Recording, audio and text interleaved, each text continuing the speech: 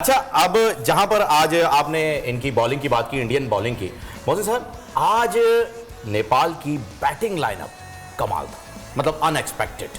अगर आप उनकी ओपनिंग पार्टनरशिप, जैसे मीशा ने शुरू में भी जिक्र किया, 10 ओवर तक आप विकेट नहीं ले सके, उसके बाद 6 विकेट गिरने के बाद भी कामी सोमपाल जब आए हैं 48 स्कोर करके गए, मतलब रुकने का नाम नहीं ले रहे थे। वो प्रेशर में भी उन्होंने मैच खेला है और बहुत बड़ी वर्ल्ड क्लास टीम के सामने नेपाल की ये परफॉर्मेंस जो है वो डेफिनेटली जो है एक रिमार्केबल परफॉर्मेंस काउंट की जाएगी।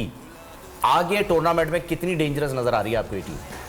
मैं आपको एक बात बताऊं, मुझे ऑनेस्टली कल ये इन्फॉर्मेशन मिली कि नेपाल क्वालिफाई करके आया। अच्छा। काफ़ी टीम्स को हरा के आया ना एशिया कप में। मैं सोचा था शायद इसको being a nation, team cricketing nation है, ले लिया साथ में। ऐसा नहीं है। अच्छा, अगर यही टूर्नामेंट दुबई में हो रहा होगा तो नेपाल आपको इससे बहुत बेहतर टीम नजर आती है। अच्छा, या बिकॉज देखिए ना, अब आप फर्क देखिए, हमने इससे पिछला मैच जो था अपना लाहौर में, जी उससे पहला मैच वहाँ कैंडी में आप देखें बॉल हिल रहा है हवा में, पड़ के सीम हो रहा है।